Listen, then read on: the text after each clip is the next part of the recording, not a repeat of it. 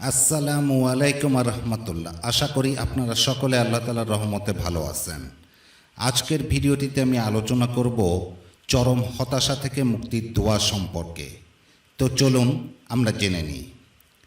মানুষ সুখে দুঃখে, অভাব অনটনে, বিপদ মুসিবতে এবং চরম হতাশার সময় তার উভয় হাত ও চোখ মহান রাব্বুল আলামিন আল্লাহ তাআলার দিকেই প্রসারিত করে। আর এসব আবেদনের আলোকেই সমস্যার সমাধানে আল্লাহ তাআলা প্রতিনিয়ত কাজে ব্যস্ত থাকেন। মহান রব্বুল আলামিন আল্লাহ তাআলা বলেন, আসমান এবং জমিনে যা কিছু যত সৃষ্টি আছে সবাই তার কাছে সাহায্য প্রার্থনা করে, আর তিনিই প্রতিটি মুহূর্তে এসব কাজ সম্পাদনে কর্মে ব্যস্ত। সূরা আর রহমান আয়াত ২৯। মানুষ যখনই কোনো বিপদ আপদে পতিত হয় তখনই আশা ও ভয়ের মাধ্যমে রাব্বুল আলামিন আল্লাহকে ডাকে। হৃদয়ের গভীর থেকে একান্তে মধুর নামে আল্লাহকে ডাকে।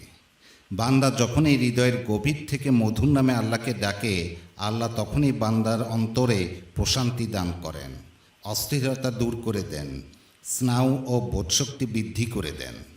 মহান রব্বুল আলামিন আল্লাহ তাআলা বলেন, আসমান জমিন এবং উভয়ের মধ্যে যা কিছু আছে তিনি আল্লাহ সবারই প্রতিপালক। সুতরাং তুমি তার ইবাদত করো এবং তার ইবাদত সবর অবলম্বন করো। তুমি কি তার সম বা অনুরূপ কাউকে চেনো বা জানো? আল্লাহ তাআলা এই আয়াতে মানুষকে প্রশ্ন করেন, মানুষকে ক্ষমা প্রদানে, নিরপরাধ ব্যক্তির সমস্যার সমাধানে, অসহায় মানুষকে আশ্রয় দানে এমন কি কেউ আছে কি যাকে তোমরা চেনো বা জানো?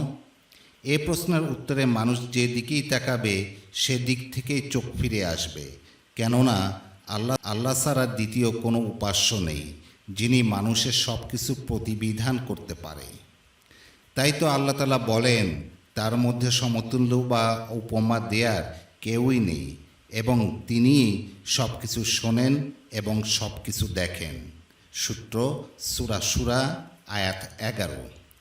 সুতরাং যিনি ব্যতীত বান্দার কোনো উপায় নেই, নাজাতের কোনো পথ নেই, তার দিকেই ফিরে যাবে মুমিন। তার কাছে প্রার্থনা বা আশ্রয় চাইবে মুমিন।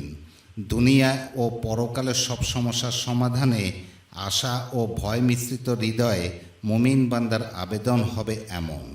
ভাই ও বোনেরা, আমি দোয়াটি ভিডিও স্ক্রিনে আরবিতে ও বাংলা উচ্চারণ সহ দিয়ে দিয়েছি, আপনারা দেখতে পাচ্ছেন।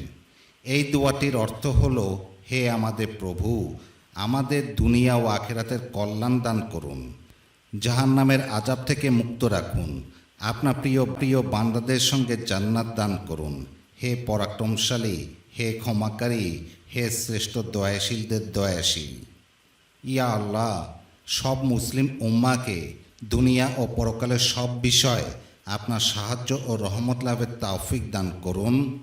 আপনার দয়া ও ক্ষমা লাভে কোরআনের উপদেশের আলোকে জীবন সাজানোর তৌফিক দান করুন। আমিন।